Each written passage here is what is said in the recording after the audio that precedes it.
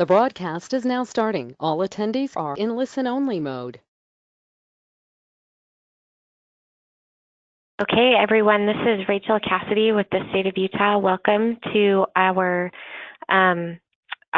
training with SAIC and Diana Heberlin on the lead and copper rule compliance using CIDWS. We are so excited to be able to get some training from Diana. I know I have always learned pretty much everything I know from CIDWS from Diana. So Diana, thank you for spending this time with us today. But we've got myself, Rachel, and we're hosted by Asdwa. Anthony is hosting us, so we appreciate that. And then we've got Renee and Alex with EPA helping us out for the webinar. So we will likely not be able to cover everything in this first training, so don't fear not as we get towards the end and perhaps we haven't covered some of the things and issues that you may want to ask about. We do have your questions and that were submitted previously, and we will be able to respond to questions a little bit as we go, but also towards the end. But definitely don't worry, because we fully expect that will bleed into a second training. I know I'm excited to hear from you, Diana, and to improve our CIDWS tracking with the lead copper rule. So I will have all of my staff watching this one for sure. So if anybody doesn't have any other announcements or any information, we'll try to get going. Diana, anyone? Thank you, Rachel. Okay. All right. Thank you. Thank you, Rachel. So as Rachel mentioned, we're going through the slides today. Anthony will have the slide deck posted. There are slides that I'm just going to flip past. I like to put slides with details in the slide deck so that you can refer back to them later. So I don't mean, I purposely will be skipping over some of those slides.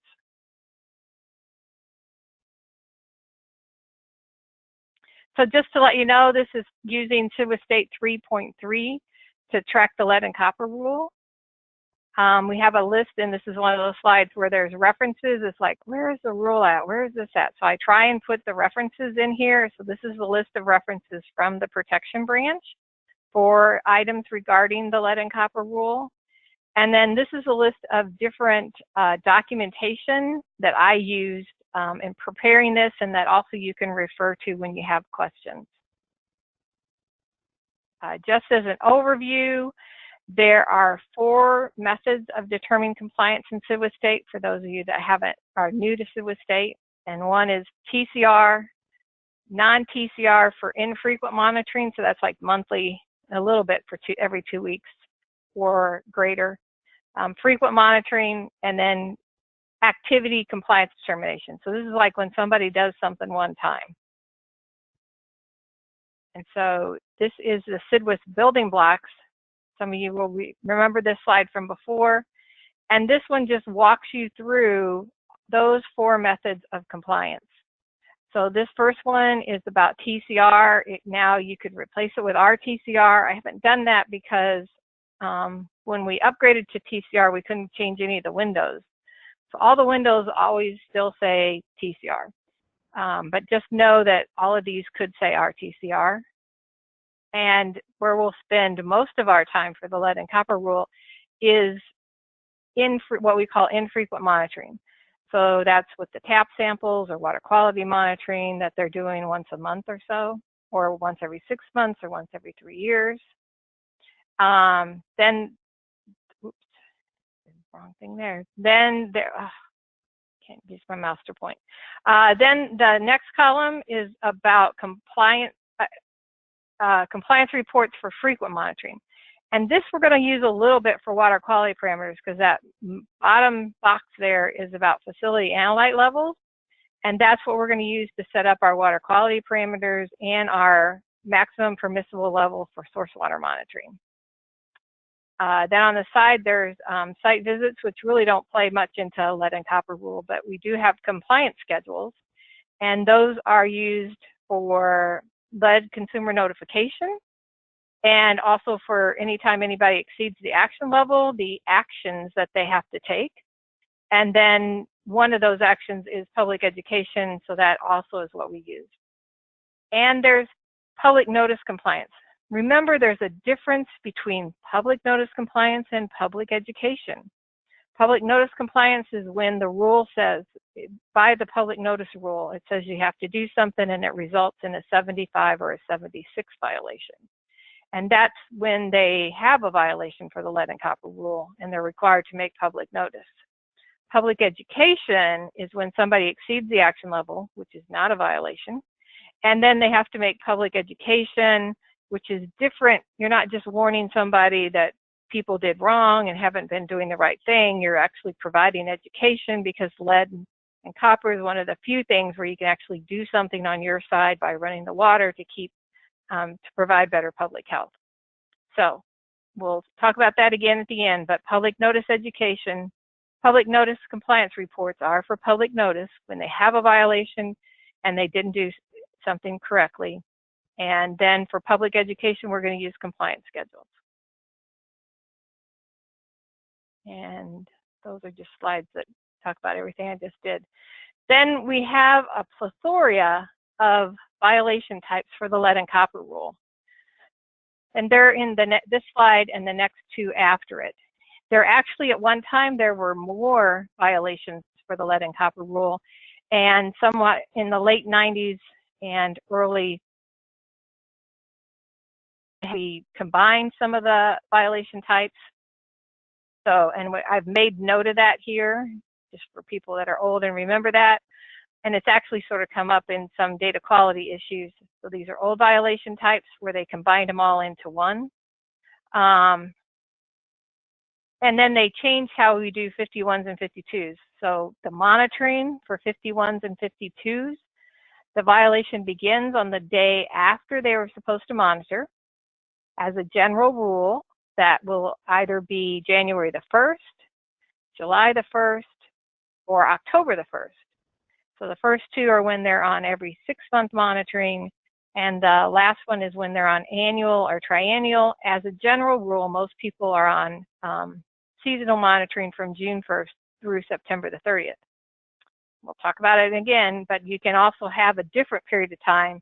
And so for those people, like if you have a ski resort and you give them a different monitoring period, then their violation will begin the day after the end of the monitoring, the collection period, not the monitoring period. So we have those there. And this is that public education violation that we talked about, which is different from public notice. All the violations are reported with Analyte Code 5000, which is the lead and copper rule.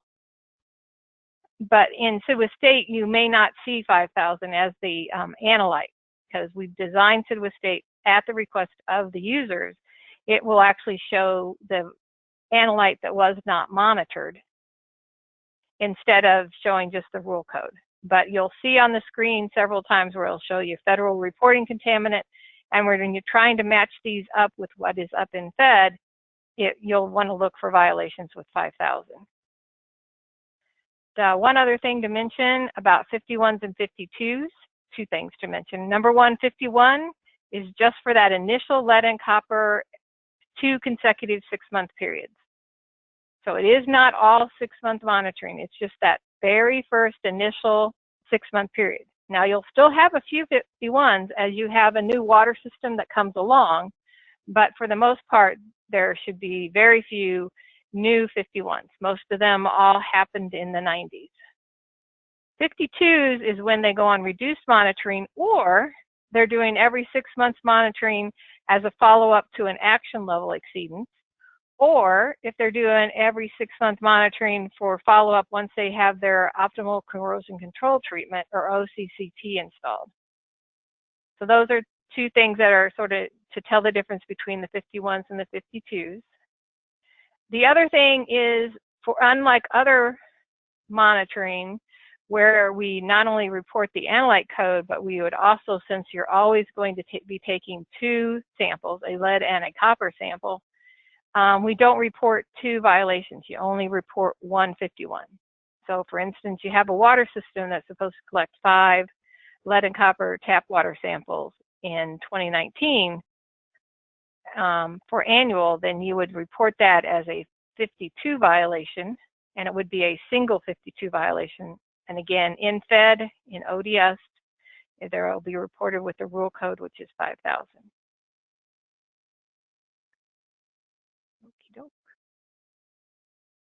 Just a little word about lead samples and sample summaries.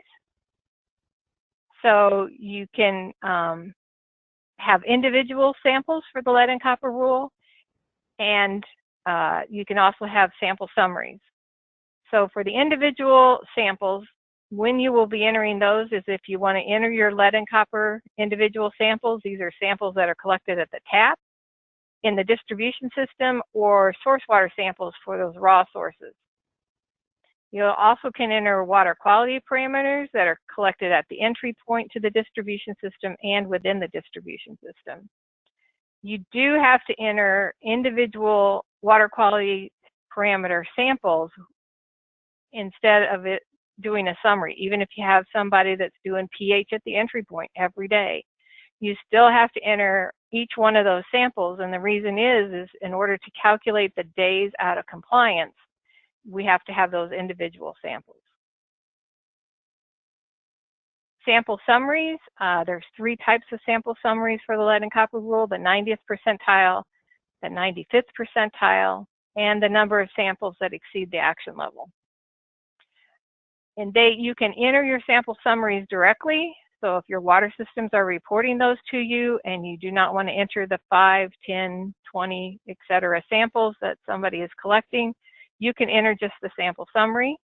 Or if you do enter the individual, then CBS setup will calculate the lead and copper 90th percentiles for you. On the search window, you can search by individuals up in that top box, by analyte. If you select one analyte, then it'll show you all the samples that have the other. You can search by lead sample summaries only. That's a box that's the second from the bottom. Or you can do a combination of individuals and sample summaries, my personal favorite. The maintenance list will display both individual samples and sample summaries if your individual samples are entered as a type PB. Hopefully that's how you're entering them using the lead and copper page, or when they're electronically reported as if they're reported by PBs, like the symbol for lead. So Paul Baker. Individual samples will also be displayed, and then for the sample summaries, it'll list the 90th percentile. I got a picture of that here. This is a sample summary, and note that we have both the monitoring period, and the monitoring period is the period of time that is reported to Fed. And even though people are supposed to collect samples all within 1 year, every 3 years, those are reported with a 3-year monitoring period, not with a 1-year monitoring period. And then we also have the sample collection dates. So this is used to make sure for somebody that's monitoring every 3 years that they've collected in the appropriate period of time. These show December, so unless you have somebody with a seasonal period that's in December, which is possible, then you'll get a violation. Also, if your years are different on your collection period, because the short-term revisions require you to collect all of your samples within the same calendar year when you're on reduced monitoring, then you'll also get a violation. Now, you're able to put them in because you're able to speak the truth when you put in your sample results, but you will get a monitoring violation. Diana, this is Alex. I have 2 quick questions for you if you have a chance. Yep.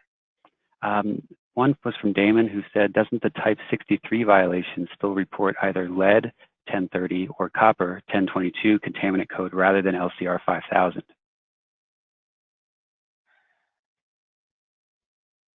Yes, and I think I do have a B there. And you're correct, I did say 5,000, but I do have a little footnote here that it is the analyte associated to the facility analyte level. And that's for the 63, which is the source water monitoring for the maximum permissible level, because that is the one place where you don't take paired samples after you've exceeded the action level and you do your source water monitoring. If you put in treatment, you're still monitoring, then you will be collecting samples for only one thing. And I do think that's the only one though, Damon, and you did catch it. But yeah, we do have a little footnote here. Thanks. Great, perfect, thank you. Next. The other question was, is 95th percentile still used for anything?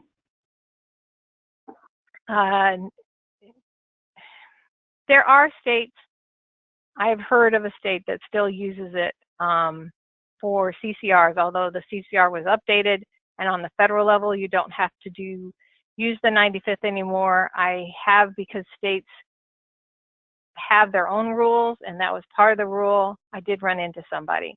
But no, generally speaking, they're not used. Okay, excellent, but thank you. But it's still calculated. The software was doing that. Perfect. Good question. Oh, then you can put in the date the sample summary was received. This is the number of samples, the 90th, the number of samples that exceeded the action level, that 95th that we just talked about. This is your data quality, which always defaults to accepted and you can change. And your lab. We didn't used to have it. In very early days, samples weren't associated to the lab, but they are now. That became a requirement somewhere. Down at the bottom, we do have a button where you can push for the schedule button, and it will show you the lead and copper sample schedules and a maintenance list for sample schedules.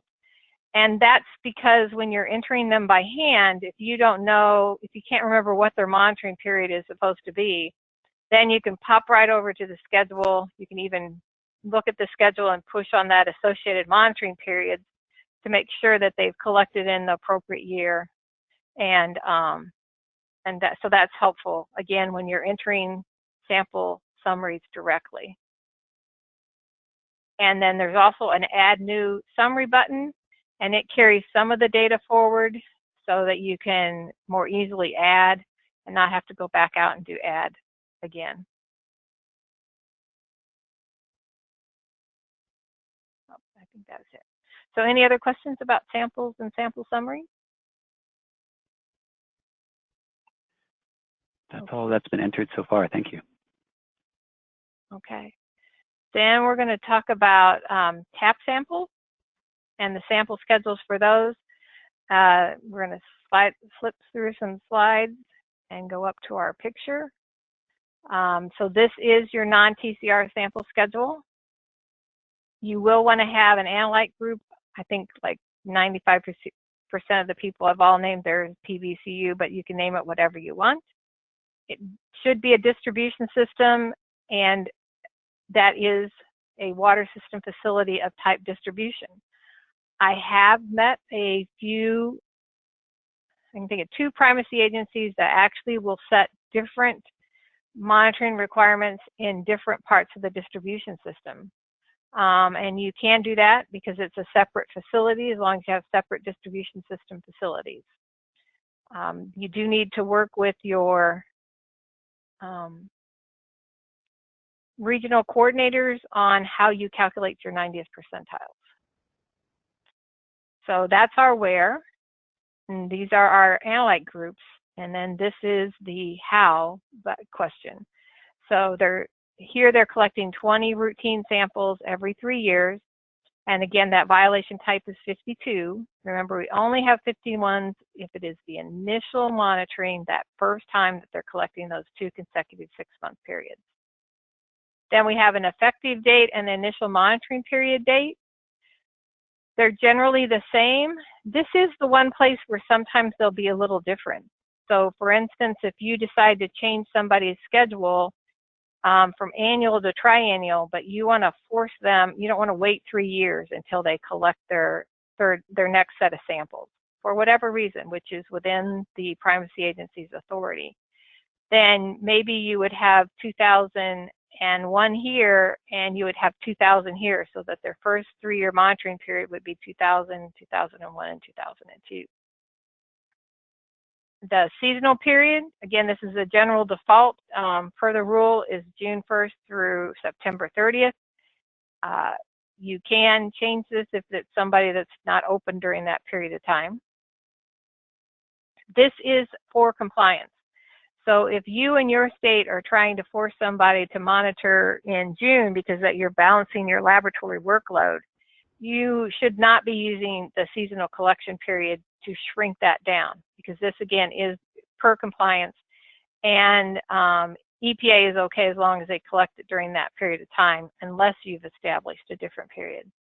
Over here is our state collection period, and this is when you could establish a different period of time. Again, if you always want them collecting their samples in June, because that's how you're doing it to manage your lab workload, you can put something in there. And then the sequence year. The sequence year, and we'll talk about rolling monitoring periods for the every 3-year requirement. But the short-term revisions required people to not just collect during a 3-year period, but to actually collect samples in the every 3 years.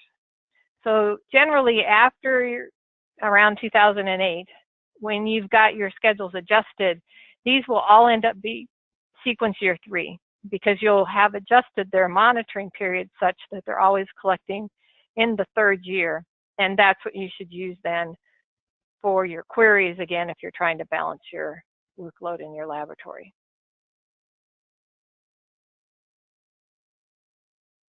So this is a typical compliance triennial period sample, and these would be every 3-year samples. So we begin in 11, 14, 17, and 20. And then the short-term revisions came along. And like I just said, they require you to monitor every 3 or 9 years. And I forgot to mention that. Also, whenever I talk about every 3-year monitoring, if you are allowing every 9-year monitoring, basically everything applies as the same thing. So if you're monitoring every 3 to 9 years, then it shall be no later than the 3rd or 9th calendar year. And so that was applied in CIDWA State 2.2. So most of you have been doing this for some time on any period that ends in 2011 or 2008 or later. So now we would begin with those same monitoring periods, 11, 14, 17, and 20. And then these guys happened to collect early. So they collected in 2018, which is the middle year of this monitoring period. After those samples have been entered, the next time that CDS setup runs, it's going to roll these monitoring periods. And for those of you that are DBP rule managers, this is exactly the same thing that is used for every 3-year monitoring for disinfectant byproduct stage 2, because stage 2 has that same every 3-year requirement. So these were our monitoring periods, and they collected in 13, they collected in 16, and then along here they decided to collect in 18. And once they've collected in 18, then the next time CDS setup runs, it will roll these monitoring periods. So that means the year that they collected ended on December the 31st of 2018. So the next monitoring period begins one day after that, which is 2019, 2020, and 2021. And then all the other monitoring periods after that will also be rolled. So that means this was 21, so this changes to 22, and this changes to 24. Now I'm going to go back up to our previous slide. So these were our monitoring periods, 11, 14, 17, and 20, every 3 years. And then after they collect in the summer of 18, then these last two monitoring periods have changed, or they've rolled. Anybody have any questions about that? One clarifying question I have from Amy Galford: does the initial monitoring period year for 3-year schedules need to match standard monitoring framework, 2011, 2014, 2017, 2020, etc.? She says that she thinks we're getting some database errors from when some prior staff were not using those. I guess where were you getting errors at? But the standard monitoring framework was never applicable to the lead and copper rule. The standard monitoring framework was only applicable to entry point monitoring for phase 1, phase 2, 2B, 5, and arsenic rule. And somebody else, there's another one in there, RADS. But the standard monitoring framework doesn't apply. Okay, I think that clears it up. Well, you're getting errors at. Okay. Yeah, Amy, feel free to clarify any of the question there. And while you're doing that, Jenny Bolt had another question on who says our schedules aren't rolling. Is there a trigger for this? I guess I would send that into the hotline as an event, and I'll walk through and see and look at that. Okay, great. Because it's one of those things that's been working for a long time since, like I said, 2.2 came out in around 2007 or 8. I think it came out a little bit before the rule. So we'll look at your schedules and see. Excellent. And Gilbert has a question under the LCR sample schedule page. What is the sampling point subschedule? Does it trigger a candidate violations? Yes. And I can't remember if we have subschedules. I think I cut those out. So you can, on your sample schedule, you can have sampling point subschedules.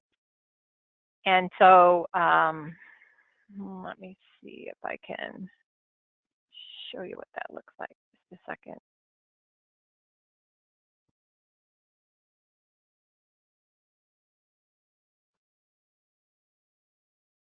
I know.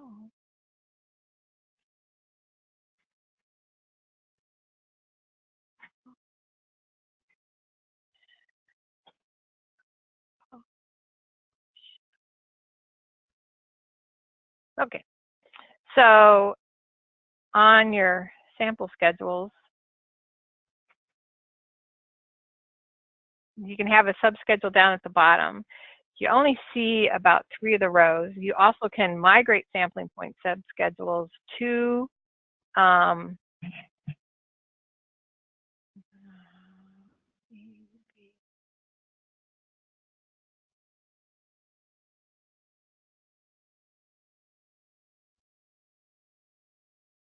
sorry.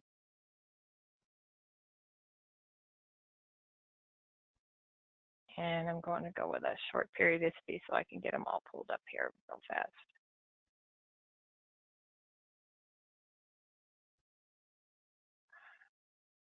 There it is. So the sampling point subschedules. And what happens is after it first checks to see if they've done the right number of samples. And when I say the right number of samples, it means that they're routine for compliance within the collection period, whatever that is. And then also that they're all, if you're on triennial monitoring, that they're all collected in the same calendar year. Any of those things fail, then the sample summary will also not be appropriate, and it will issue a candidate violation. If it has passed for everything else, then it looks at subschedules, and this is for every rule, how compliance is determined. And so then it'll look for your sampling point subschedules. You can add sampling point subschedules. You cannot, quote, change them, unquote. So if you think that your sampling point subschedule needs to change, then you need to go in and close that schedule and add a new one. That said, this is when it's nice to have my protection point person here. You can multi-select for your sampling point. So you do have to push the button 100 times if you're not migrating them in, but you can multi-select them. And you can select less than you want. You can actually increase your count, but I know of no rule where you want to do that, but we do provide for that. The way for both the lead and copper rule and for the DBPs samples 2950 TTHMs and 2456 HA5s that you're collecting in the distribution system, use to have a sampling schedule. And if that house burns down, the way that EPA looks at it is that you find another sampling point with the same criteria in the same area of the distribution system. And for DBPs, that in fact you continue to use locational running annual averages from the previous. So 123 Main burns down. For the lead and copper rule, they had a lead service line. So we'll go over one street and up a block to Scarrett Street. And at 234 Scarrett Street, we found another house that will be willing to monitor for us and has a lead service line.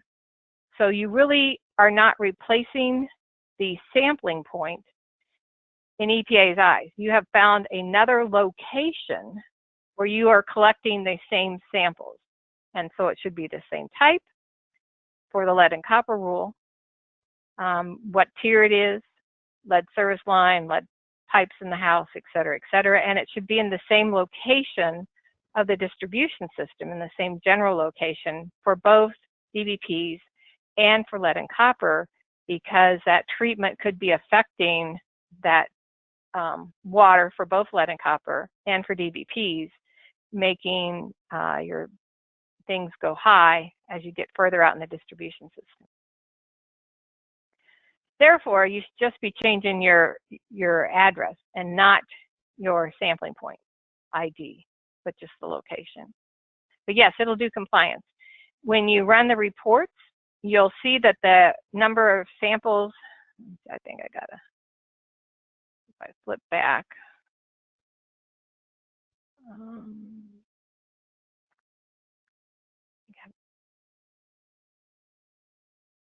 Okay. I'm gonna make you all dizzy here. I think I have a report to pull up. No, I guess I don't. On the report, it shows the number of samples required and the number of samples taken. So a clue that it is a problem with the sampling point subschedule is by looking at the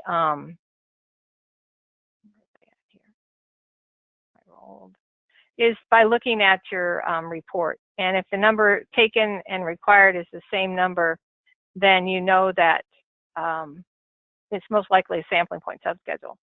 We actually do have a table that captures the sampling point subschedules that were, quote, violated, unquote. And at one point, we actually showed those on the report. And since generally it's a all or nothing, and the sampling points aren't usually an issue with collecting, and it made the reports excessively long, early on, we took those out of the report. But if you are doing sampling point subschedules, write into the hotline and we can help you develop a query to check for whether the sampling point subschedules are used or not. Perfect. Thanks, Diana. And just a little bit more clarification on Amy's question about the database errors she was experiencing, and acknowledging that it's kind of hard to explain over the chat, but the main error they seem to be getting is the generation of multiple 90th percentiles for the same data attached to different 3-year monitoring windows. So that's what she was explaining there. CVS Setup does a really great job of creating new 90th percentile sample summaries and of modifying those 90th percentile sample summaries when new samples come in, or if you reject a sample or anything happens to those samples. If you change a sample schedule or change the period of time that somebody's collecting and you have existing 90th percentiles, in other words, you're going to go back and you're cleaning up, and you're changing a schedule and sampling that was done in prior periods of time, you really need to go in and delete any of the 90th percentiles that are in the sample schedule you're going to change. So looking at this sample schedule, I mean, it goes back to 2001, but anything, if you're changing this sample schedule, maybe you're going to have it start a year earlier or a year later, you have existing 90th percentiles that have been calculated, which is fairly easy to find out by doing a search for your 90th percentiles. Remember, we can search sample schedules for just our summaries. Then it's best to delete those and then let the software create them anew.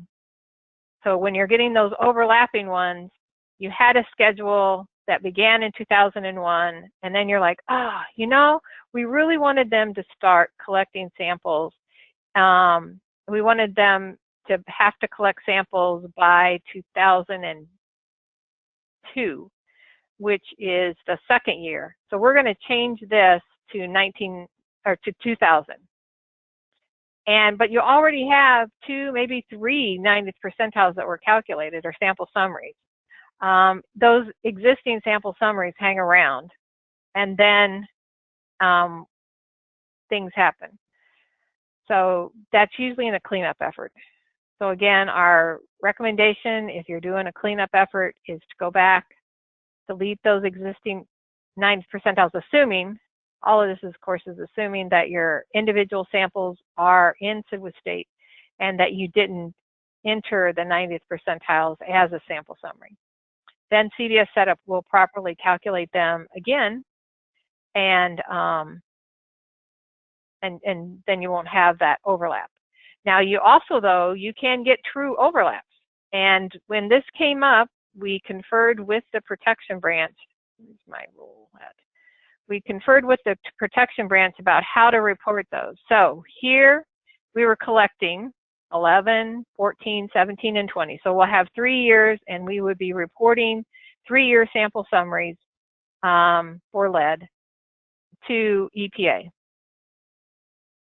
And then it rolls, and so it changes. You're going to have sample summaries that overlap. So you'll have one beginning in 11, one in 14. The monitoring period is going to be 17 through 19. It stays as a 3-year monitoring period. And then when they monitor here, it will be 19 through 21.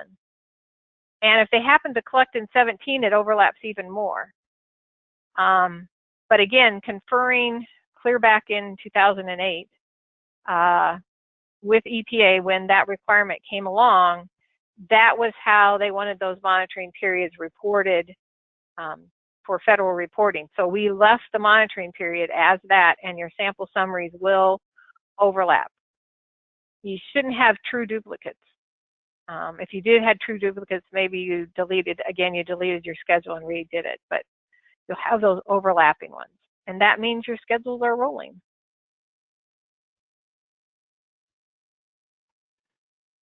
Great. And Richard's providing a little bit more context here. I think explaining that if you delete the lead and copper sample summaries, I think the LCN compliance schedule activity will also be deleted, even if the activity has a completion date and is closed. Is that right? That is true. Okay. Because your activity needs to be associated to a different, basically, when you do that, you're throwing everything out the window. You're saying, yeah, all this stuff wasn't right. I'm going to change my monitoring period, and it will, you should delete them.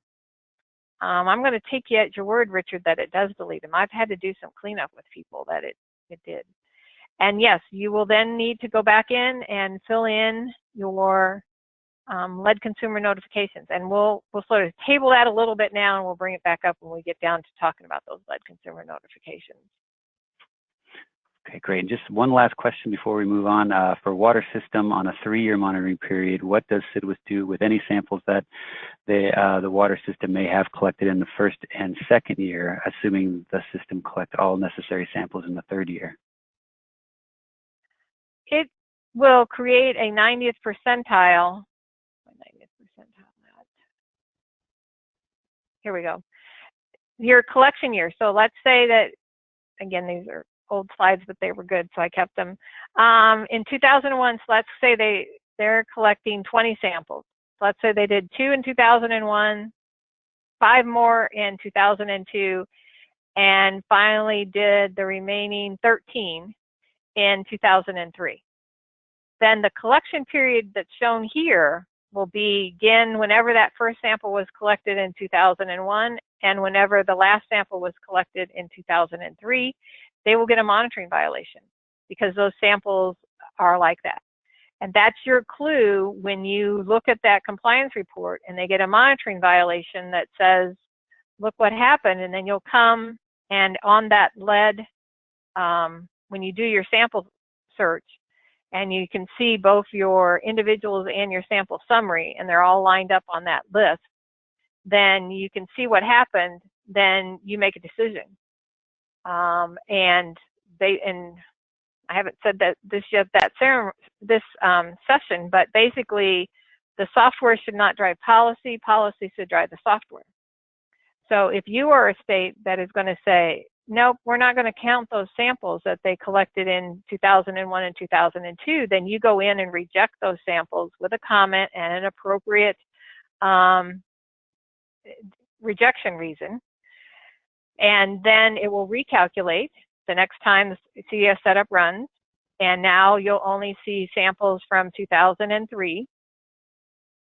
And you would only see 13 samples. Now, if they had gone ahead and collected the 20, which I believe is his example, and so we did 2 in 2001, 5 in 2002, this year right here in the middle, and then we did 20 in 2003, then when you go in and mark the 2001 and the 2002 samples as invalid, or you reject them, then you have a 90th percentile that shows 20. So, and I should have said 2 in that case also, so you had 2, 5, 7. This would have shown 27 samples. But the way you're alerted to that is that they'll get a monitoring violation on the candidate violation list. And when the living, breathing, thinking compliance officer looks at that report, that collection dates are, I believe, are displayed on that report, and that will be the clue to them that that's what's happened.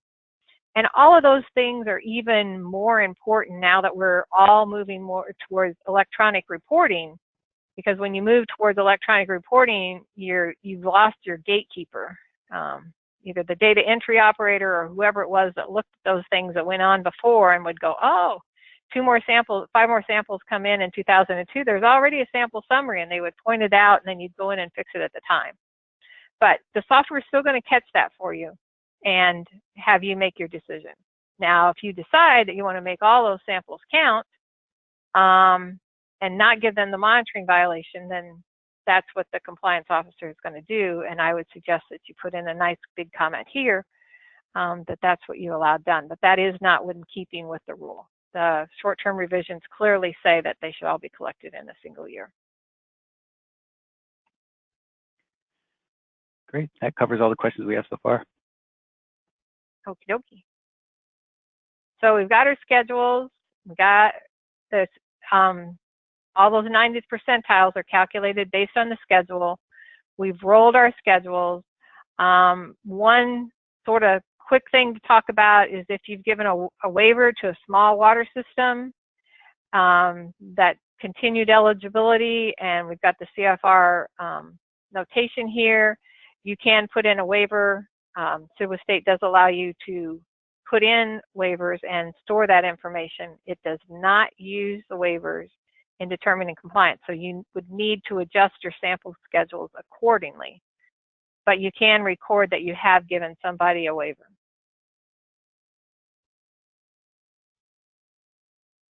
Oh,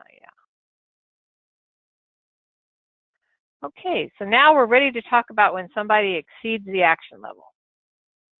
So there is a report in SIDWA State that will return to you all the sample summaries for whatever date and water systems that you have selected that have exceeded the action level. At that point, they've got to do source water monitoring. They may have to do water quality monitoring, and you put in those sample schedules. Both of them usually have end dates because they're not ongoing. It's a one-time shot or a 2-quarter shot, or however it is that you're having them monitor. So we have an example of the water quality parameter monitoring. This would be the same thing, except just change it that you're using either a single analyte, lead, or copper, or if for that initial one where you're using your PBCU group and you want them to monitor for both lead and copper. Your violation type is different. For water quality parameters, it's 53, and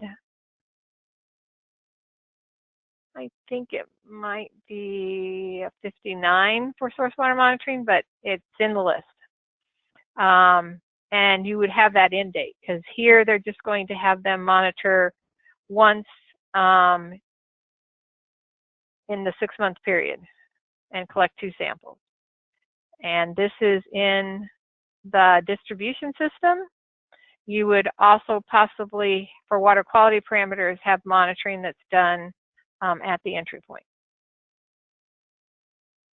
Wouldn't have a seasonal period. You might have state collection periods, but again, those aren't used for compliance.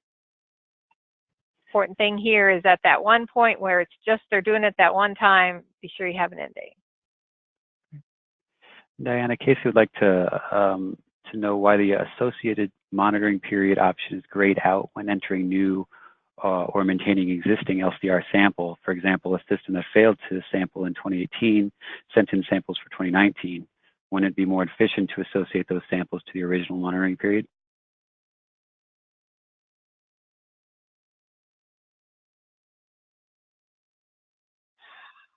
So associated Probably more monitoring nuanced. period option. Oh, that is somewhat of a bug, for lack of a better word. The associated monitoring period on the lead and copper. So we're talking about sample when you're entering sample summaries. So, and I don't have a screenshot. Let's see if I can switch this. Go to software. So we're looking. Let's see if I got myself locked out or not. Yay! So if we go down here and we're looking for both samples and sample summaries.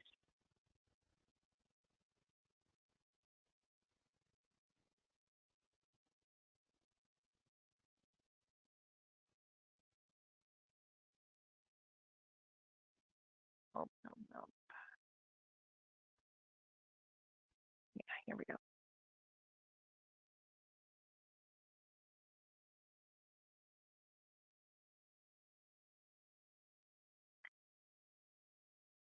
So on the individual sample page,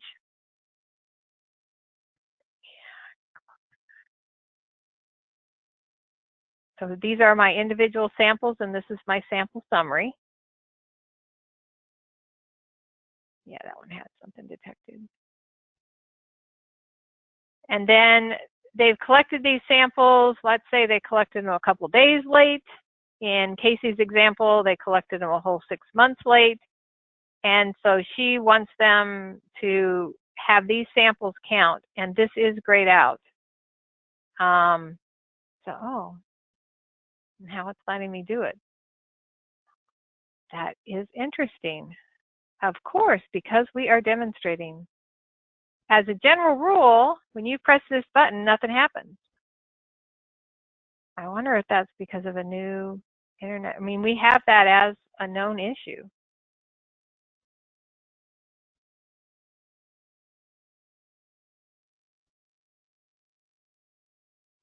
Golly gee.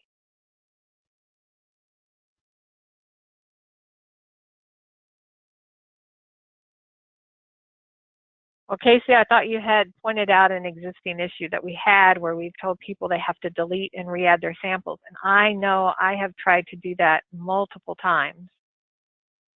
And this is my new PC, my newer PC.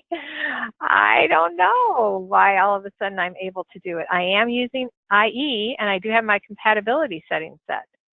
I'm not using Chrome, so it's our usual thing. But yes, and if somebody collects all their samples in the next monitoring period, again, you have to make a decision, a policy decision, and then decide how to implement that in the software. So if they've collected a whole set in the next 6 months and you wanted it to count for the previous 6 months, what you would do is reset this monitoring period. And generally in add, you can do that. And sometimes people will do that as, quote, punishment. I'm doing little air quotes here. So they didn't collect in 6 months, so you want them to collect a set of samples, essentially 2 sets of samples in the next 6 months. Or if somebody's on triennial monitoring, you want them to collect next year, so you'll actually close out their schedule and give them a schedule requiring them to monitor next year. And then once they've done that, you'll put them back on triennial.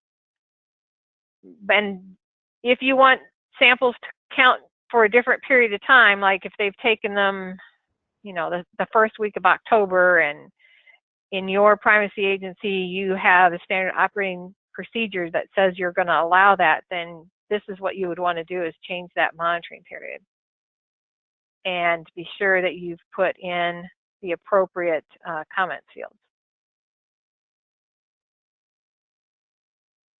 that you changed it.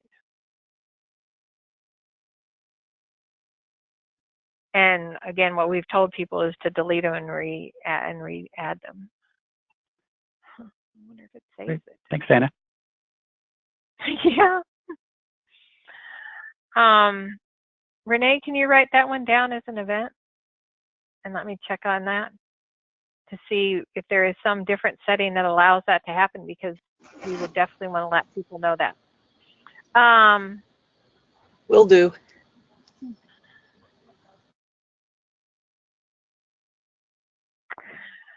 Whenever I'm demoing, whether I'm doing something for here or something for something else, and I'm using somebody's database, it is not their true database. We have their database for some other reason, and I have asked permission, and I'll use their database. So if you see that generally, and I have a couple set up here, people that are bad, it doesn't mean the water's bad. There is no truth to whatever you see here. And thank you, Texas. They're an easy one. They have so many water systems, it's easy for me to find somebody that has a problem. That's why I use them instead of Maryland today, my current 2 popular systems. I think the other time we were certain 3-year schedules. Yeah, and that could be. I don't know if I have a 3-year.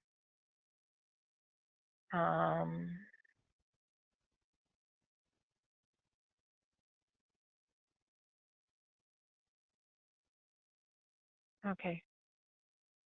I'll check on a 3-year one, but I'll look into that more.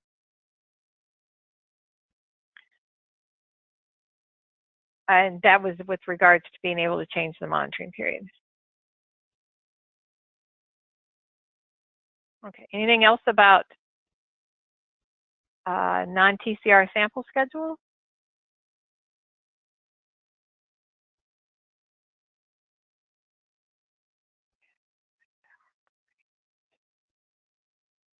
Waivers. Okay, so we were at action level compliance record. So this is somebody that, again, has exceeded the action level. So you're going to require them to do water quality parameter monitoring and source water monitoring as required and stipulated in the rule. And we talked about having the end date. And this is the one for at the entry point, because water quality parameter monitoring, you're monitoring at both the entry point and in the distribution system.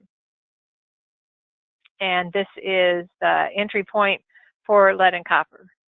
And it's violation type 56. There you go. You also want to close their current TAP sample schedule. And then if you think they're going to meet the action level, like if you have somebody that's been on 3-year monitoring for several years and everything's been non-detect and something just threw them off, you can open up a new schedule for 2 consecutive 6-month periods. Oh, that's not that. And create a new schedule. So you'd close their current one and open up a new one. So then we're going to talk about compliance schedules and all the activities that they have to do as part of exceeding the action level. So even if you think that they're going to be able to sample out, I'm doing little air quotes here again, because they can collect 2 6-month consecutive sets of samples below the action level, they still need to be put on a clock for doing the other types of activities that are required when you exceed the action level. So you can see here are those activities with due dates and the associated violation types for those.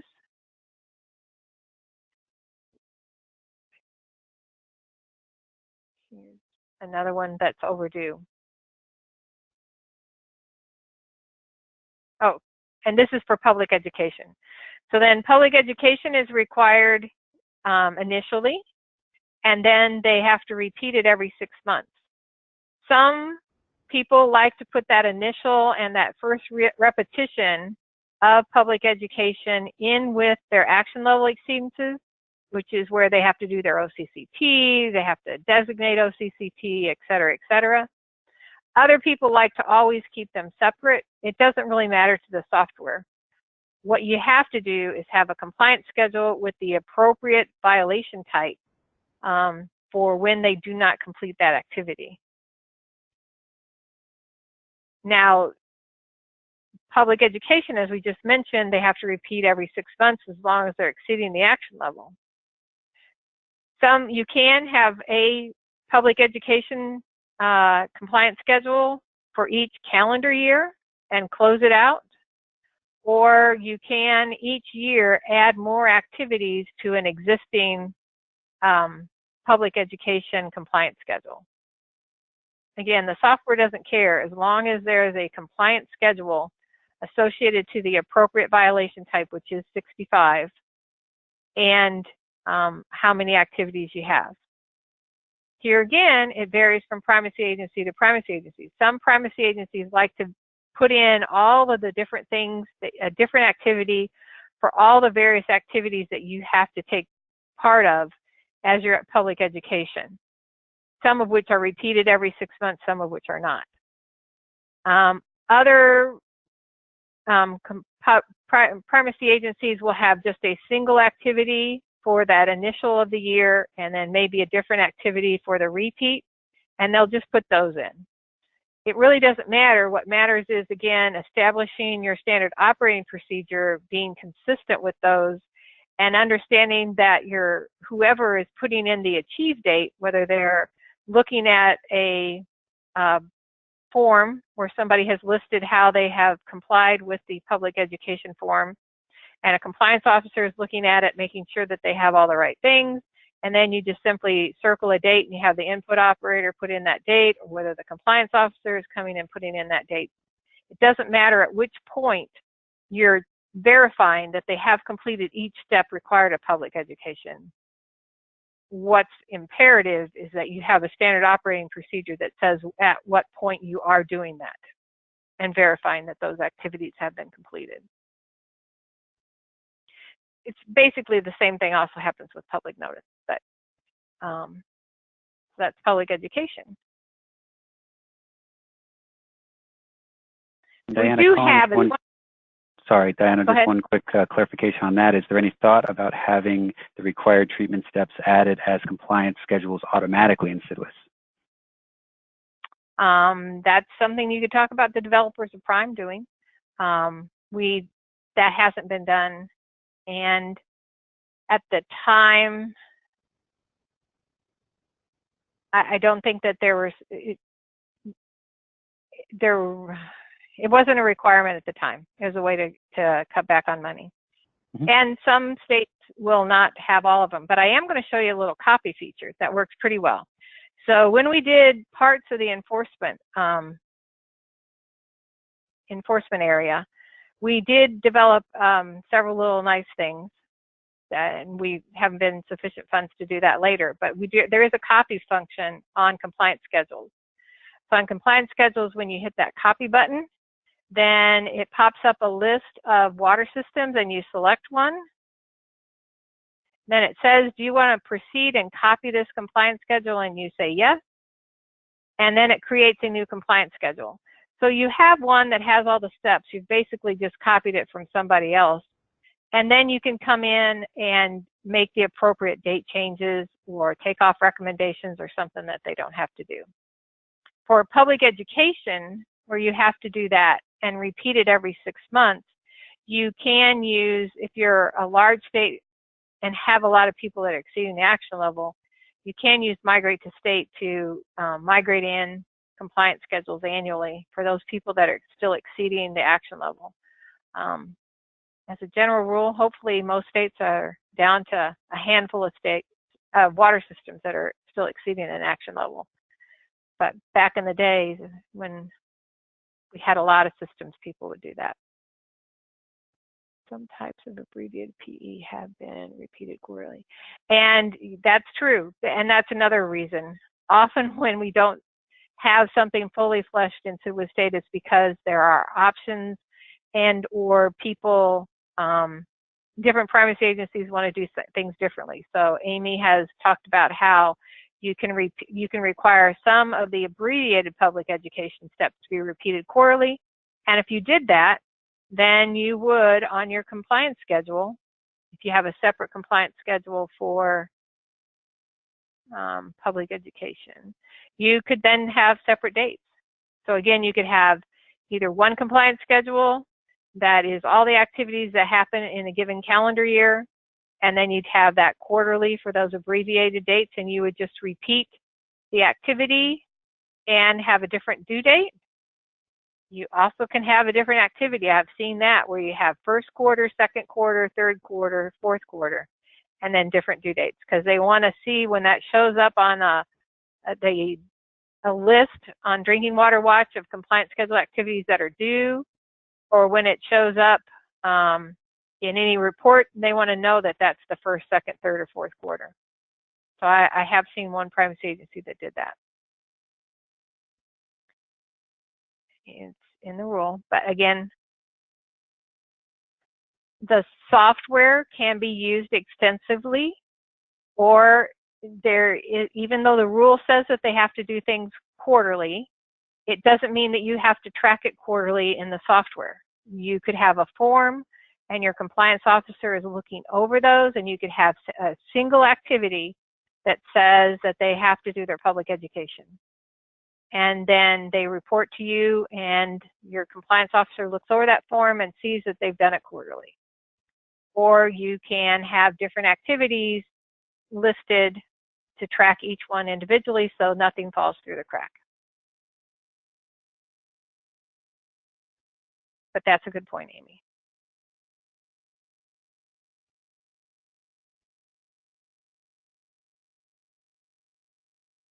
Okie dokie.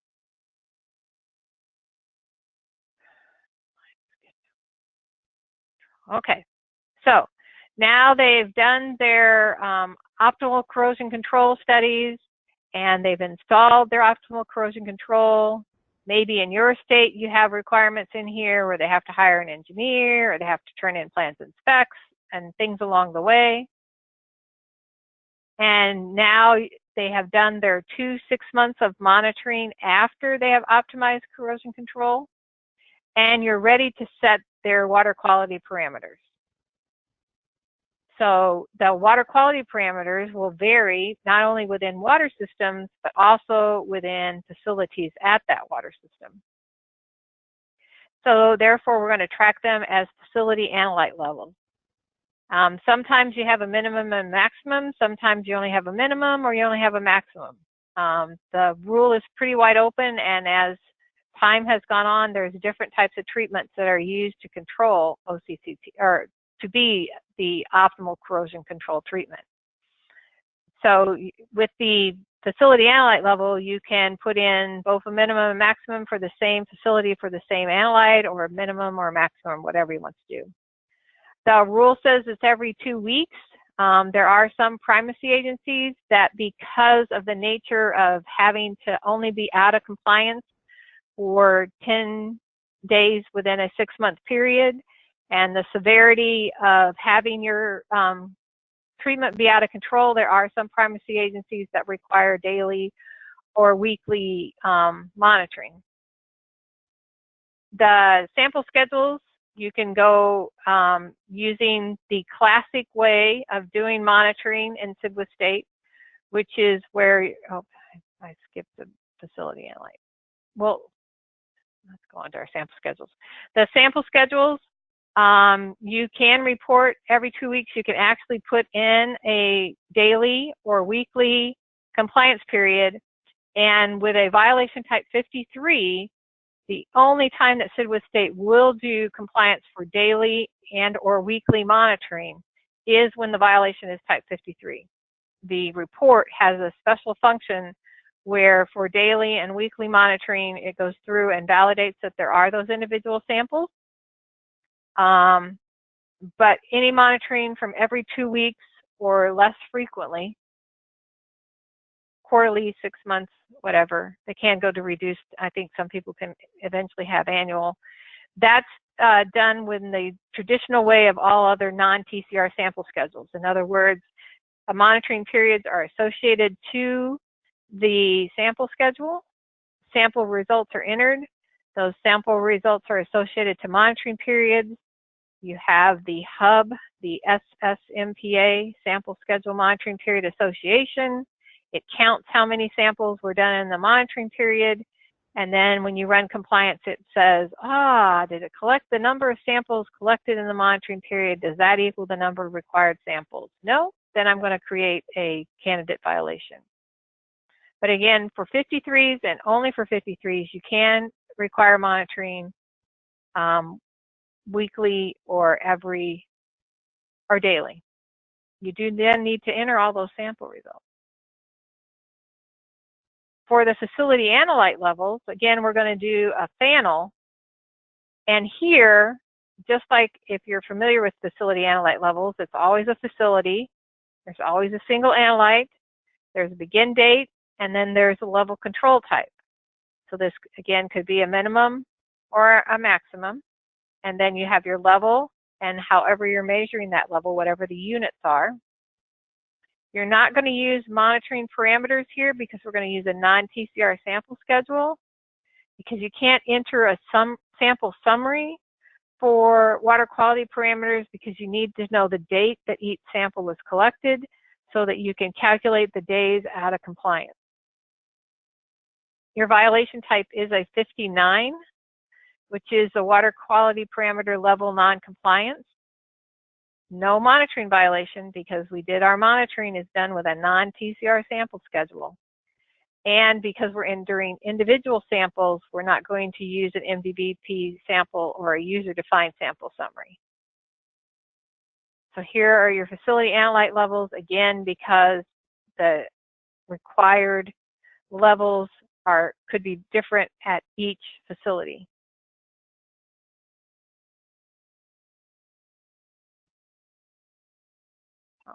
Yeah, that's the next thing. Anybody have any questions about water quality parameters?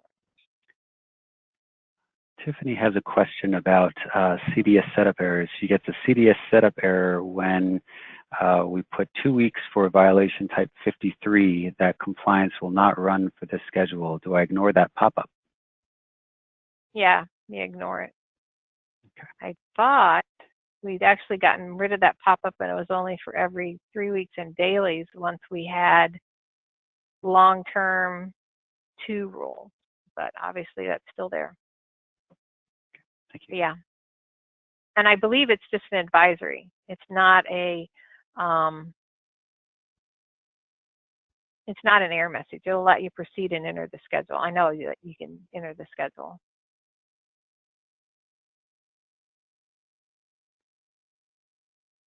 Great. Thanks. That's all the questions we have right now. Okay. For those people that want to put in on your schedules for type 53s, if you want to put in analyte groups and or you want to put in some analytes that are different than the set group that we started with, because again, treatment changes, what you require the water system to monitor, et cetera, changes over time, then you need to contact the hotline and we can work with you. And where you'll get your error message, you'll be able to set up your schedules. It'll determine your candidate compliance, but you won't be able to migrate your group violations. And again, through the hotline, we can work with you. We actually have one of our northern states we're working with at the moment to get those in. And then for those people that do schedule by groups, recently we've discovered there's an issue with ODS, but we have a workaround for that too. So again, if you have a bunch of enforcement actions that are not linking up and they're from type 53 violations, if you'll contact the hotline, then we'll work with you to get that resolved. Excuse me.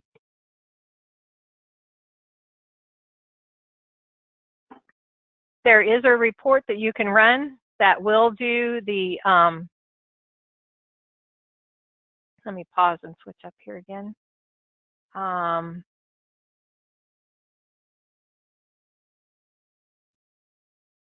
Under compliance determination, there is a report. My computer's telling me I'm asking it to do too many things at the same time. But there is a compliance report that you can run that for water quality parameters and for source water monitoring.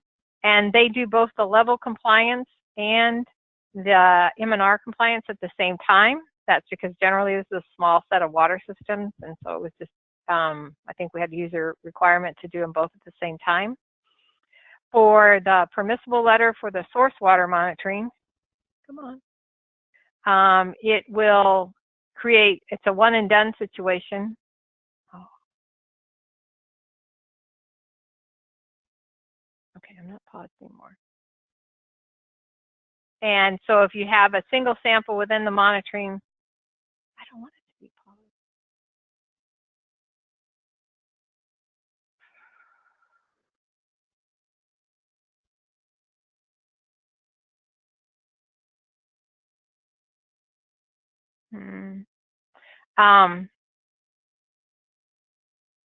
Try this again.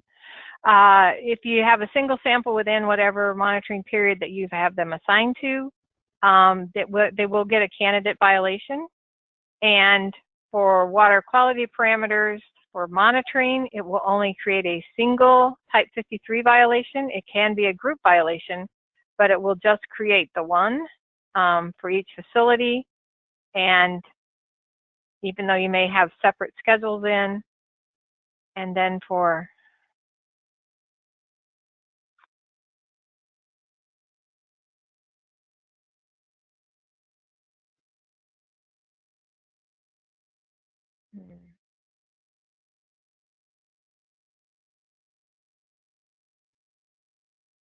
Anthony, I'm having issues with the webinar. What's up, Diana? Well, I don't know. It's not. It appears to be freezing up my Internet Explorer when I try and show it. What, I'm seeing you move, so everything is working. I'm trying to figure out what you're. But nothing's happening when I move, so maybe we'll just try again here. Okay. Yeah.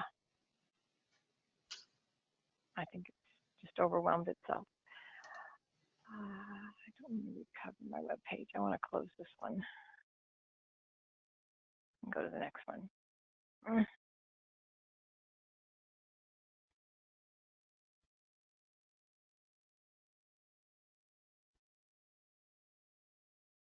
That's not a pretty page. Oh, it says I moved the window. Okay, let's try again here. Okay, I'm gonna pause. I'm gonna go here. I'm gonna close that one. Whatever this one is down here. Move that. So, sorry. Software is not happy with me. I think because I got things too close together. There we go. Okay.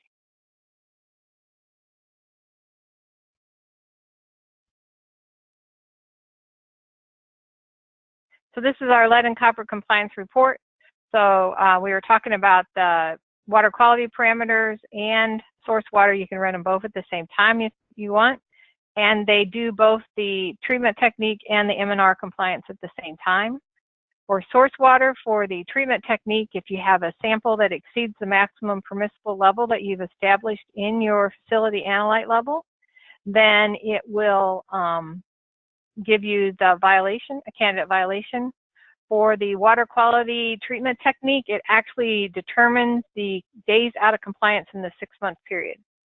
The water quality treatment technique and M&R check should always be run for a 6-month period so that you're getting the appropriate treatment techniques. It can also will pick up if you have quarterly monitoring, like for the initial, when somebody's exceeded the action level monitoring, it will pick those up at the same time with just the M&R part.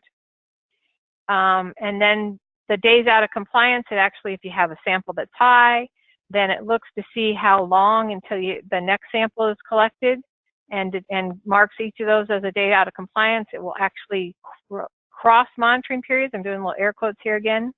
So if you have a sample that was collected high on December the 28th, and then you don't collect a sample that's below the required optimal corrosion control treatment water quality parameter designation, then if you collect that sample on January the 3rd, then you would have been out of compliance on January the 1st and the 2nd. So we'll actually cross the line or go back and look at the previous 6-month monitoring period to determine if you were possibly out of compliance at the end of that, and count those as days out of compliance for those days that fall within this calendar 6-month period. The days out of compliance are shown under sample.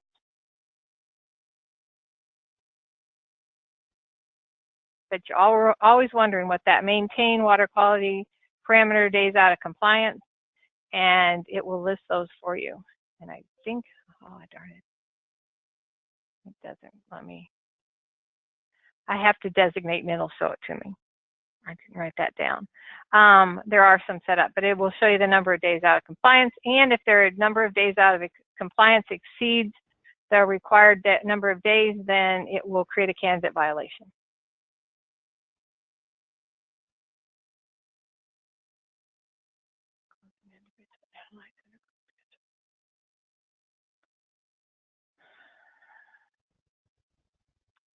So Colin had a question about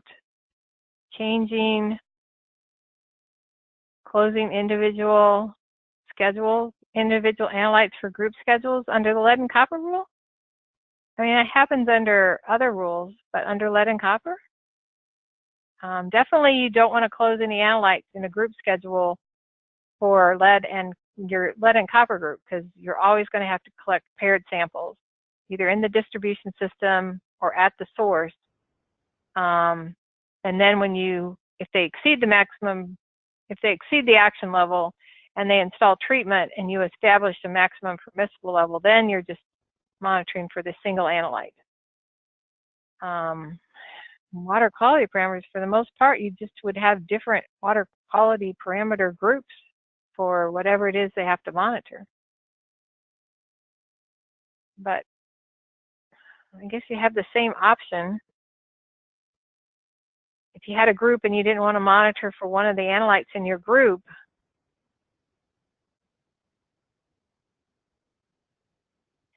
you would have the possibility of changing that. As you can see, Texas here either has 4 different groups, or I've created 4 different groups of different water quality parameters based upon different times when people are monitoring. And the requirements, especially post installation of OCCT, that group could be fairly small. And since it's ongoing monitoring, I would assume that you'd probably just have a different group. But if you wanted to keep using the same group all the time, you could WQPR. You could close out a group schedule, an individual analyte in a group schedule if you wanted to.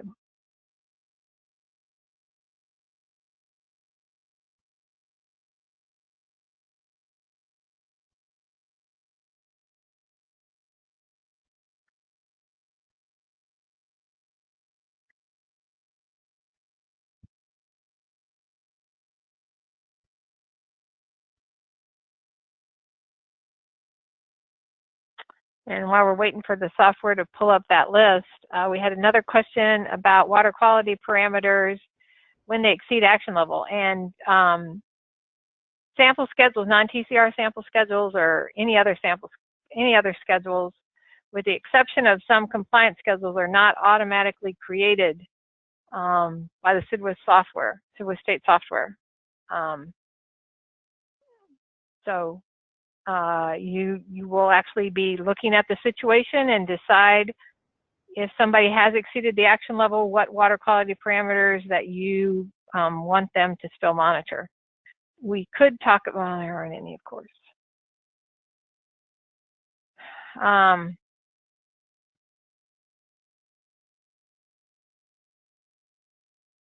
We could talk about templates. You can, in system administration, you can set up non-TCR sample schedules. You can't open it back up. You have to delete and recreate the whole schedule. You can change the end date on a schedule. Oh, I can't get one to show. You can, different group, let's try that. You can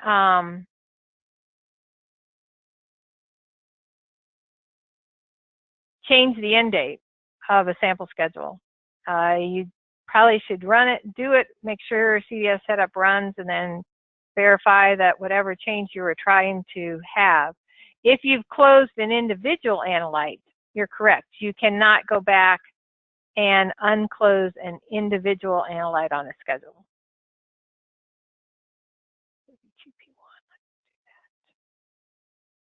And possibly that's what you're talking about. But again, this isn't necessarily the software, how it works, but if it were me, I would just have a different analyte group and I would have a different schedule. That's just my personal preference. Looks like I finally hit. So here's a schedule that is a group schedule. And this is appropriate for any type of a group schedule you have using the schedule in the software. I don't know that it's always appropriate in the rule, but you can, and what they're talking about here is maybe you decided they don't need to do sodium. And so you're going to close that. You get a little pop-up date that says, when do you want to close it? It's not showing for you guys right at the moment. I apologize for that.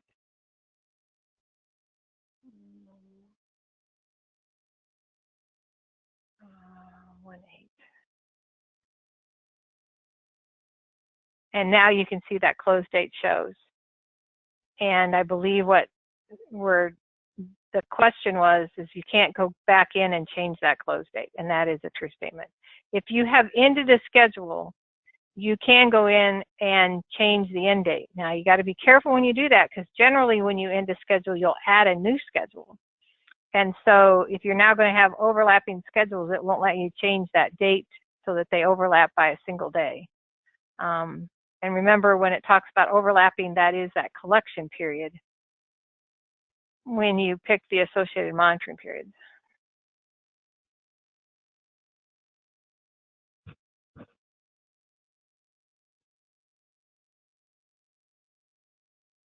So that collection period could be shortened if you have seasonal periods. That's, again, not, I don't know if I'm going to be able, pause it. Pause. Now pause. Okay, so then I want to show here. There we go. So this is that collection period, which could be constrained because of a seasonal period.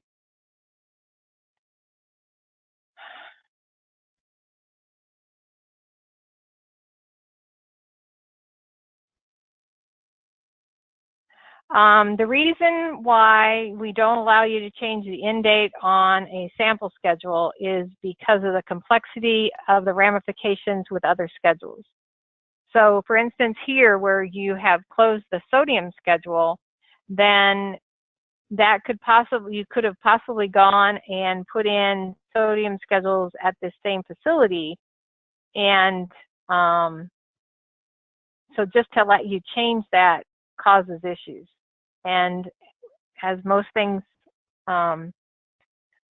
when we got into some complex issues, it wasn't that it couldn't be done or the developers couldn't develop it. It was just the time constraints and or contract cost constraints to do additional things.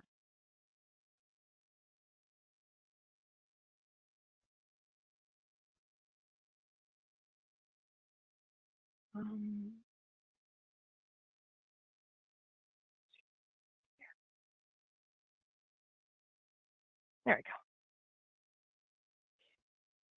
So that was a question concerning being able to change that date.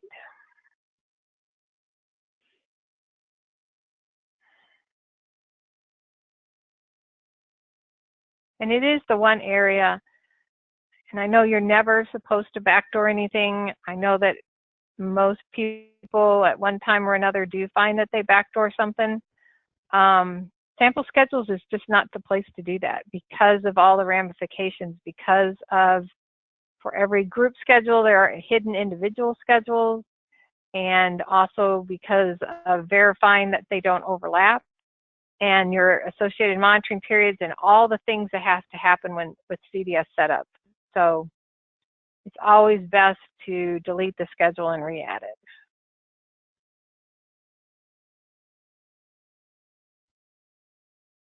Okay. So Alex or Anthony, have I answered all the questions? I've been trying to keep up. Yeah, looks like you've addressed everything, and if folks have anything else to add, I'll be sure to let you know. Okay. So we'll go back to our slides.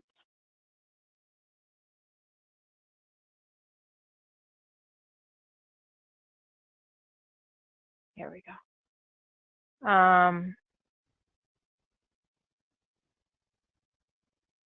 Lead consumer notifications. So this was another change with the short-term revisions.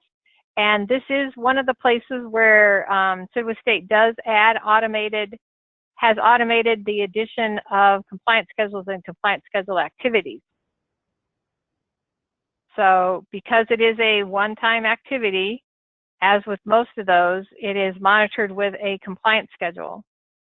In system administration, you want to set up your standard response, and that standard response will tell the software how to add the compliance schedule.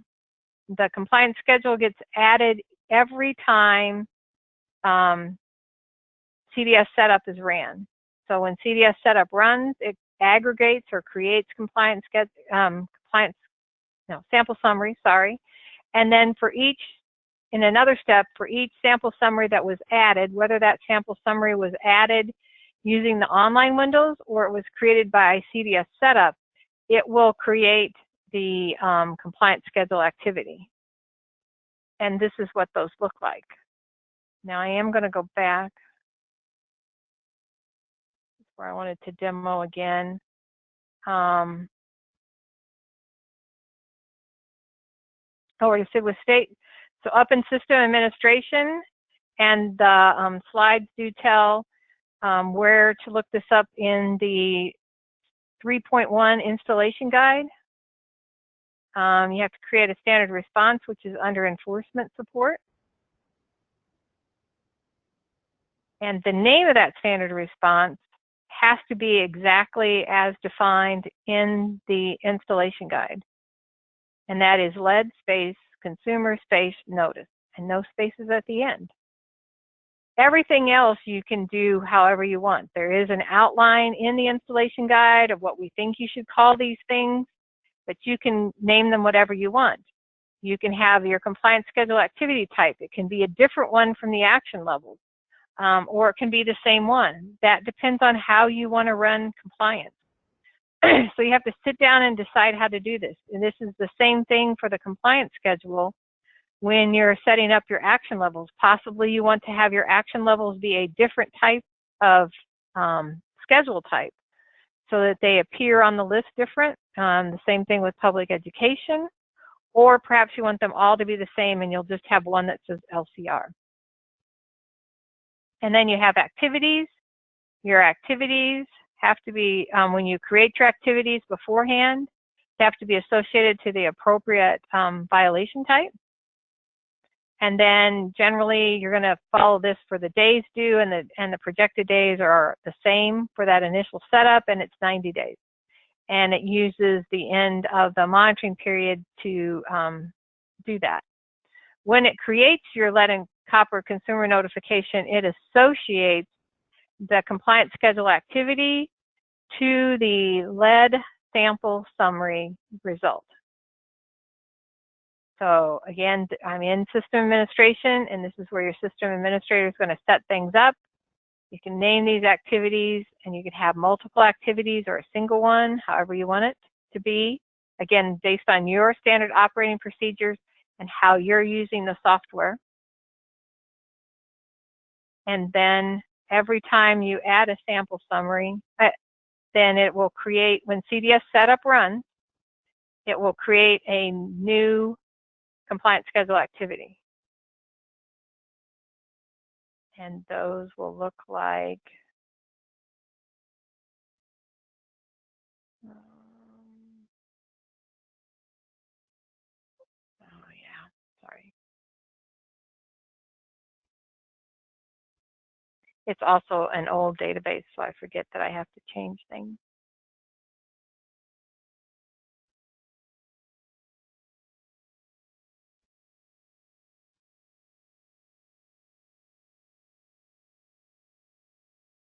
And you would go in and put in your dates when things are completed. So when I highlight one here, I can scroll down and I'll see my 90th percentile, the lead sample summary result that it's associated to.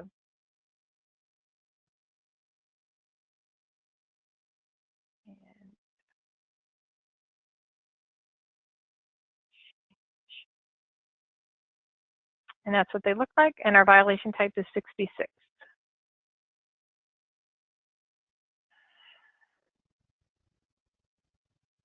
Any questions about that? There is also, for those people that do add lead and copper sample summaries,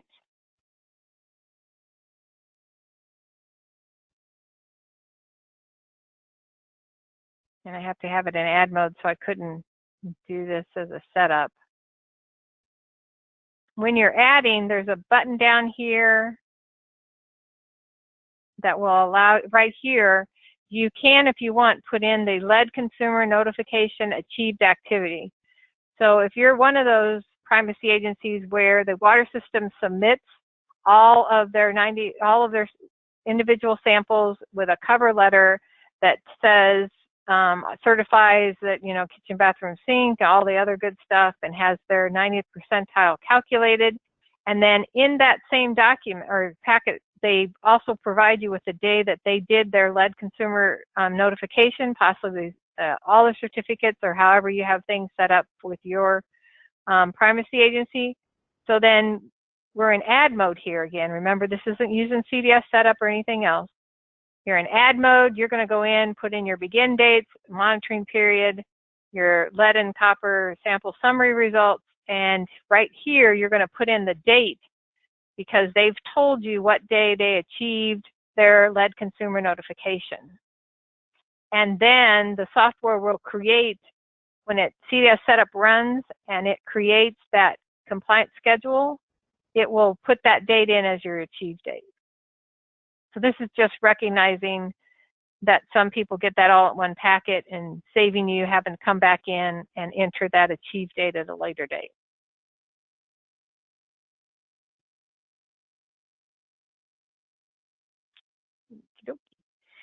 Any questions about lead consumer notification then? You may have already answered this, but does it create when a new lead and copper? Oh, sorry. Does it only create the LCN activity when a new summary is created? Yes. Okay. Whether it's created by CDS setup or entered by the person, as somebody talked about before, as I just demonstrated in the compliance schedule activity, where that 90th percentile is associated to a compliance schedule activity and you've already put in the achieve date, then if it recalculates your 90th percentiles for you, then you're going to lose, it's going to delete that compliance schedule activity because it has to be deleted because it's a cascade delete.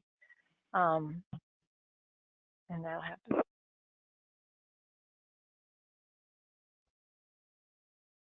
Okay.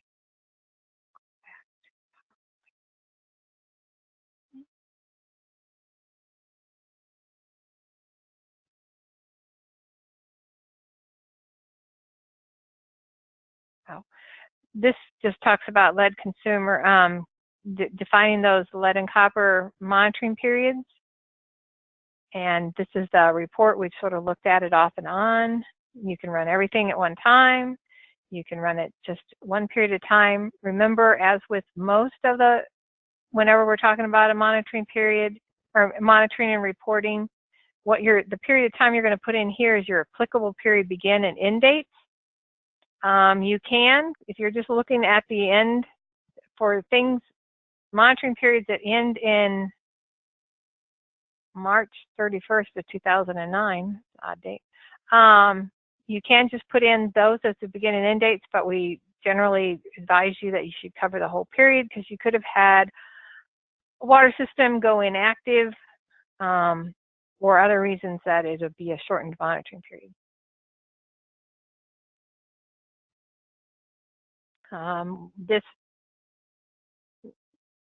It just talks about, again, for the short-term revisions where we made a change in how we calculate 90th percentiles. If it's 5 samples or less than 5 samples, then it uses the highest concentration.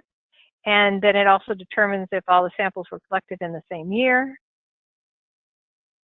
And this is an example of an exceedance report.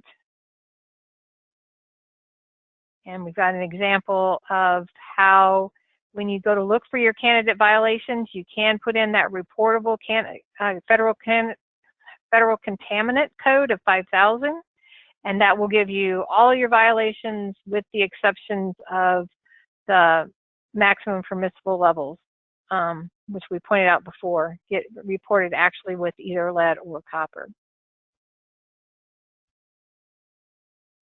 And so then you can just put in lead for those. And this is our candidate list of violations. And then you would migrate your candidates according to whatever procedure you normally use.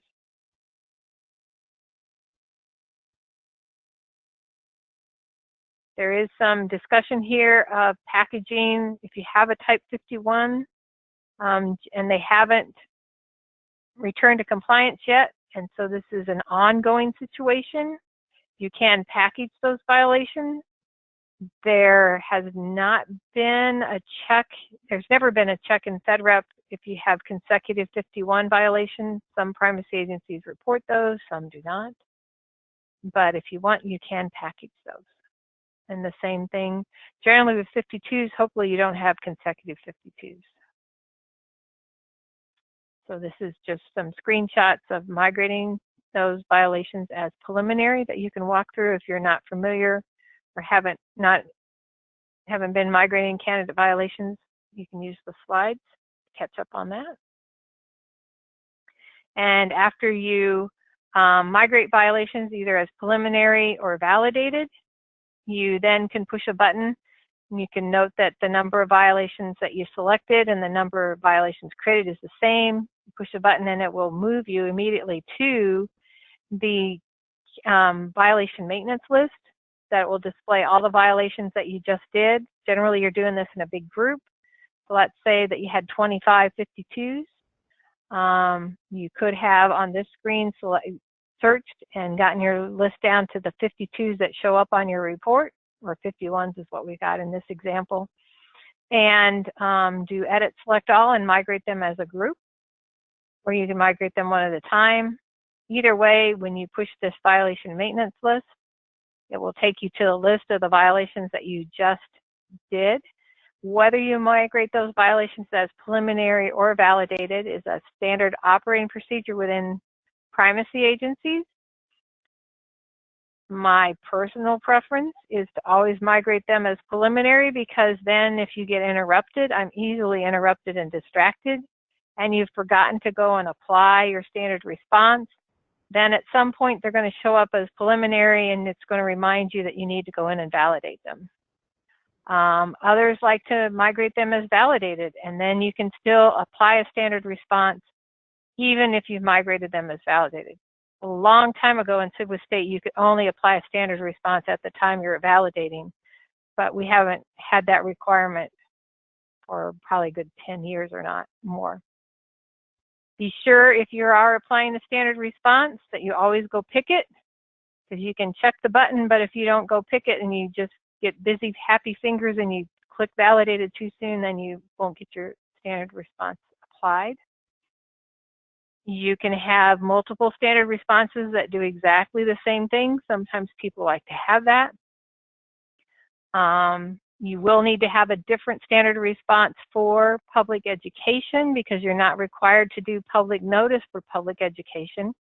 So you would not want to create an SIE with your standard response for public education.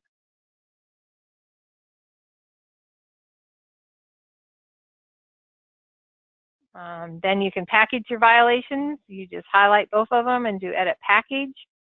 You can remove from a package if you decide you don't want it packaged any longer. The important thing when you package is that you go in and select those violations that you do not want to be reported and set that to no. The software automatically, when you package it, sets everybody to yes. That was a requirement from EPA, and so sometimes, usually not with lead and copper, but sometimes you have multiples of them. And then you can also add to package. And this is a discussion then, I guess I should have asked, any questions about monitoring violations and migrating candidate violations?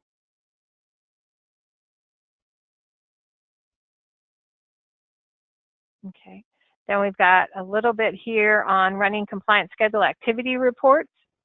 You can run a compliance schedule activity by the schedule type or by individual activities. Also, you can associate compliance schedule activities to a compliance officer, so you can run them by that. You can always, as with all the reports, you can always run by regulated agencies. So if you're somebody that's decentralized, or you want to run a report for just your region or your district, or whatever you call your individual offices, then you can always run a report by just that regulating agency. and just see the violations that are pertinent to you. You can run a report for an existing time or a future time. And remember, all you ever do is create candidates. So with the exceptions of O1s and O2s, which are created by CDS setup, you can always delete all your candidates after you run a report, when somebody else has run a report, because you're always able to recreate those candidates by simply running the report again. Remember, except for O1s and O2s, which are those, and 1As, which are the MCL violations. And those, again, are created by either CDS setup or by the web services. Whenever you're running a compliance schedule activity report, there's this little box down here about check compliance with projected. We've made a note here that you don't want to do that when you're running compliance for federal regulations, but you might want to do that when you're running compliance just to see how people are doing, to maybe go out and proactively remind people that they need to get things done. That projected date is there for every scheduled activity.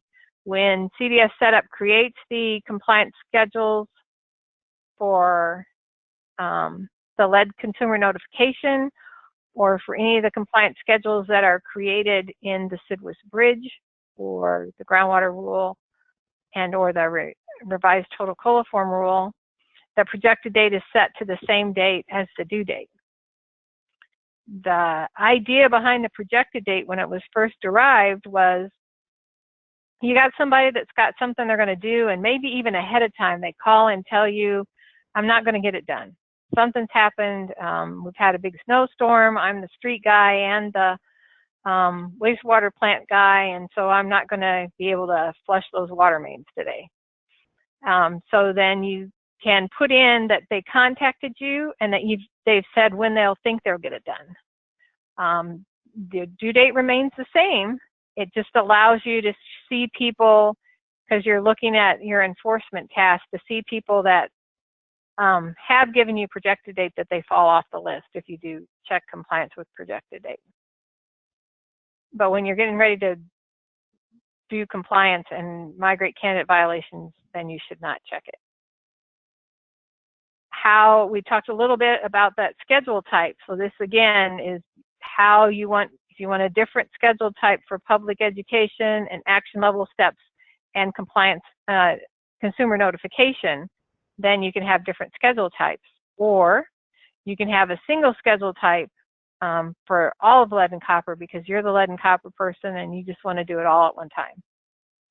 And or you can run activities different. So maybe you run lead consumer notification separately, because that is a lot of people and you're just checking on that.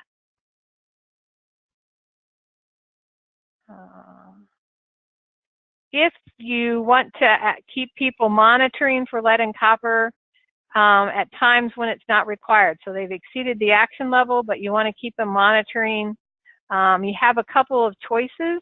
You can have your, go ahead and list the type 52 violation and just make a note, and you don't migrate those candidate violations. Maybe in your state, you have your rules set up that you require people to continue to monitor automatically, and then you should have a type 52. But if you don't want to do that, but you just want to have sample schedules in there so that sample bottles come out from your laboratory, or that you sort of keep track of people and see if they are doing that, so then if they haven't done it, you can call up and encourage them. You can create sample schedules and associate them to a state violation type, and you would run the KIM RAD state M&R compliance type. Big warning here, it doesn't check your 90th percentiles. So if you want to look at your 90th percentiles, you're going to have to do a different report, and or if you're only entering sample summaries, it's not going to check those for you. This is only going to look for individual samples. And this was what it looked like to run that report. Again, you're using the KIM RAD state M&R compliance, and it's only going to look for individual lead and copper samples. There are increase and decrease reports for lead and copper, just like there are for the other rules. You can check the user guide for the matrix on how it determines when to increase and decrease it. And so you should run that frequently, at the end of every 6 months probably, and adjust people's schedules accordingly. So this is what it looked like to run increase, and this is decrease, and I have the charts in there for how it's determined.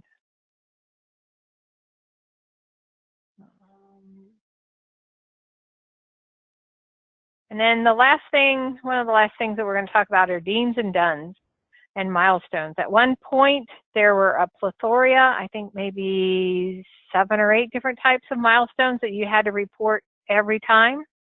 And with the changes that they made in the late 90s, early aughts, they changed that to not require that, and only 3 milestones are required to be reported: deemed, done, and people that are doing lead service line replacement. Milestones are entered through the front end. Milestones cannot be entered using Migrate to State. At one point when we were updating Migrate to State, EPA decided that everybody probably had all of them in, and so they did that as a cost savings. They took that away from Migrate to State. We have developed a script that can add the milestones. We did it for one Oracle and one SQL Server state. So if you do want to do a batch upload and catch up on your milestones, now it's always a good time to have everything done, but now that lead and copper is hot, I would like to have all of my milestones in if it were me. And you can do an easy query, and basically if you have 1,000 water systems, you should have 2,000 milestones, because mostly every water system should have a deem and a done unless it's exceeding the action level. And hopefully the number of people exceeding the action level is a small enough amount that that will give you a ballpark to know whether you have them in there or not. Again, if you don't have them in, try and get them into a spreadsheet and work with us through the hotline and see if we can get those in.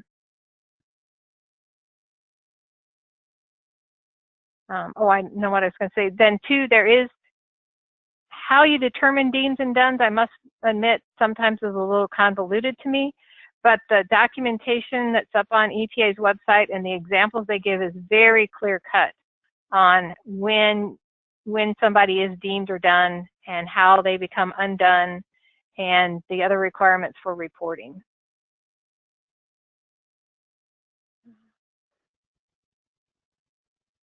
And that's it. We made it. 4 minutes to spare. Again, didn't go really deep on a lot of things, but tried to hit the high points.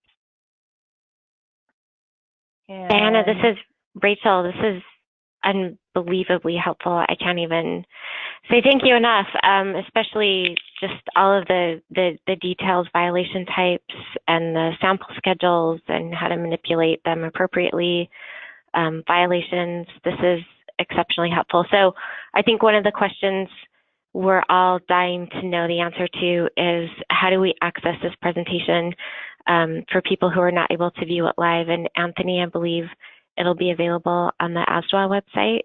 Is that correct? Yes. So Okay. I'm going to convert the video as soon as we're done here, and then it'll be made available in the CIDWIS video library. So anyone on the call that doesn't have access to the ASDA website can just email me for that. Okay.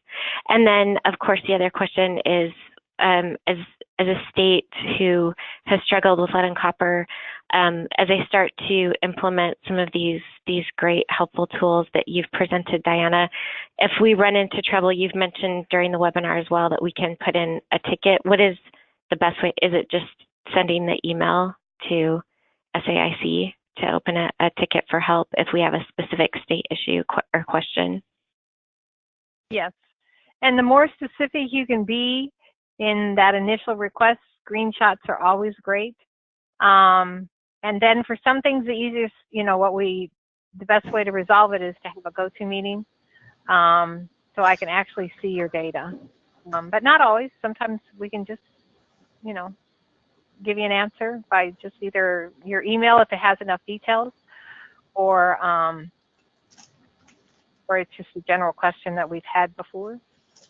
If I answer quickly, it's not, or if I correct you, it's usually not because you did something silly. It's because I've done that same mistake myself several times, or we've had that on the hotline several times. So don't be worried about that. We did have a question. The address is sidwis@saic.com. Is it on the website someplace, Anthony? Yes, and if it is not, I'm going to put it right back there. Okay. Because we maintained this for a while, and then kind of may have taken it off when we did all the SharePoint stuff. So I will make sure it's back on the site. Yeah. Great. And then, oh, go ahead.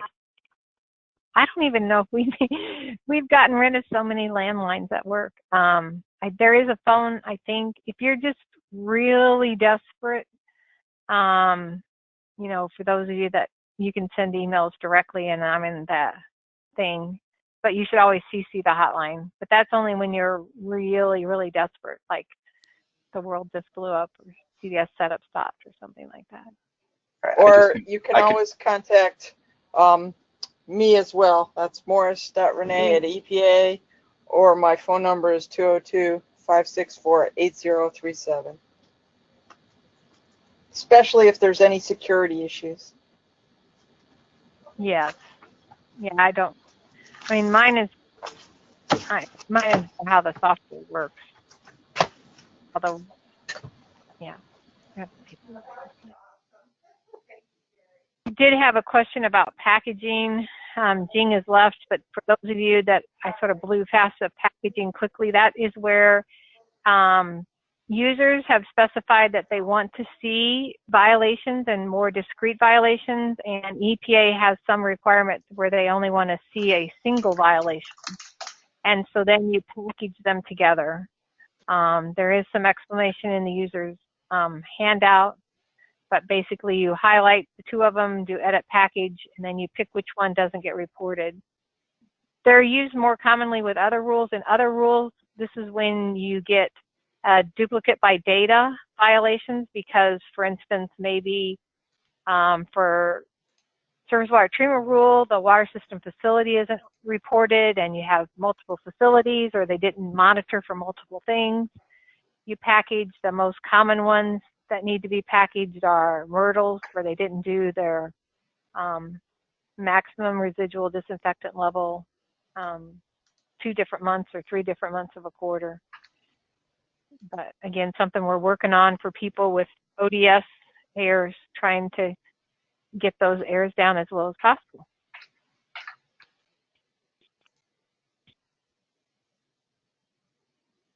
Great. Well, thank you so much. Just a million thanks, Diana, for your expertise and your time today. And to the group, we definitely plan to continue these. And if you have suggestions or ideas, please let Alex or Renee or myself know. And then Diana, again, thank you so much. It's crazy how much you can learn in 2 hours. I have like a list of 7 things here that I need to go look at for lead copper rule management. So thank you. Okie dokie. All right. And Renee and Alex, if you're good, I think, Anthony, I think we're good. So thank you very much. And everybody have a great day. Great. Thanks. Have a good one. Thanks.